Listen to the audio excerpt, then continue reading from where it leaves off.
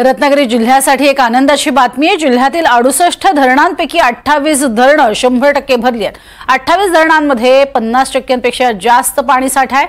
मंडणगड तालुक्यातील 3, दापोलीतील 3, खेडमधील 3, गुहागरमधील 1, चिपळूणमधील 6, संगमेश्वर इथली 3, रत्नागिरीतील 1, लांजामधील 4 आणि राजापुरातील 4 धरणं 100% भरली आहेत। रत्नागिरीतल्या शिळ धरणावरनं याचा आढावा घेतलाय आमचे प्रतिनिधी राकेश गुडेकर यांनी। रत्नागिरी जिल्ह्यासाठी एक आनंदाची आणि महत्त्वाची बातमी आहे, कारण गेल्या काही दिवसात पडत असलेल्या मुसळधार पावसामुळे रत्नागिरी जिल्ह्यातील जवळपास 28 धरणं 100% भरलेली आहेत।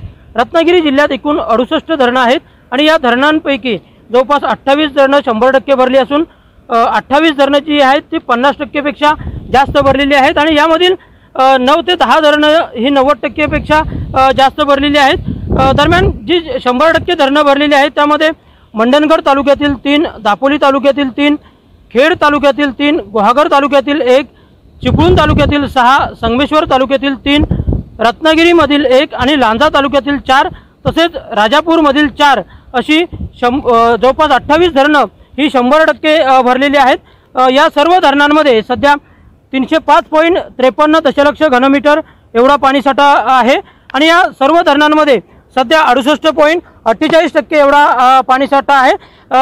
यावर्षी मे महिन्यातच पावसाला सुरुवात झाली होती आणि तेव्हापासून आता महिना उलटून गेलेला आहे। पावसाची संततधार जी आहे ती रत्नागिरी जिल्ह्यामध्ये कायम सुरू आहे आणि त्यामुळे धरणांच्या पाणीसाठ्यात चांगली वाढ झाली आहे। 28 धरणं 100% भरली आहेत, तर उर्वरित जी 90% पेक्षा जास्त काही धरणं भरलेली आहेत ती देखील येत्या काही दिवसात भरतील। त्यामुळे जिल्ह्यासाठी ही निश्चितच एक दिलासादायक बाब आहे। राकेश गुडेकर, NDTV मराठी, रत्नागिरी।